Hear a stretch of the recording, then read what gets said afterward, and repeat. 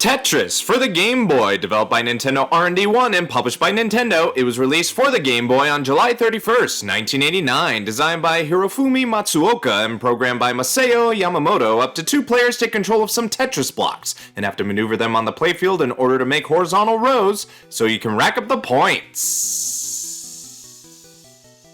You control the Tetris blocks by moving them left, right, and down with the D-pad. The A button rotates the blocks clockwise, while the B button rotates them counterclockwise. I really shouldn't have to explain to you Alexei Pachinov's gift from Russia with Fun, but it's such a game that's so unworldly that it deserves to be talked about, especially this version. The task, like I said, is to place the falling Tetris blocks onto the playfield where you can eventually make a full horizontal row. The more rows you knock out at a time, the more points you'll earn, with the max being 4, which you'll get what is known as Tetris. When you make 10 rows or lines, the level counter will go up, meaning the speed of the dropping blocks will increase ever so slightly. As you keep going, it'll only get faster and faster, so you'll always want to keep a sharp eye on where you can place a block. There are 7 different block types in the game. Some shapes are beneficial, though they may not appear when you want them. It's a good idea to plan ahead when you can and try not to put a block in a compromising place. If you're unable to fill a line because you might have accidentally blocked it, that could be alright, as you can eventually unblock the path by filling out lines above it. It can be tricky later on as you continue leveling up, but if you fill the playfield all the way to the top where you're unable to move any more Tetris blocks, it's an automatic game over. But that's only Type A. Type B has a different scoring system where you have to get only 25 lines and your score will be calculated after the fact. You can also choose at the beginning the music you like to hear, the level of speed to start off with, or in Type B's case, how high you'd like the block pile to be on the playfield when you begin. Depending on how far you get, you could see a different ending cutscene that may loosely have something to do with Russian culture, but if you have a buddy and a link cable, you both can go head to head and find out who among you has been Tetrisized. Overall, this is an absolute classic game, one of the best-selling and most popular puzzle games of all time that would leave an interesting legacy of sequels and ports the world over.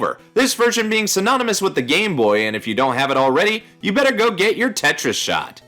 And stop.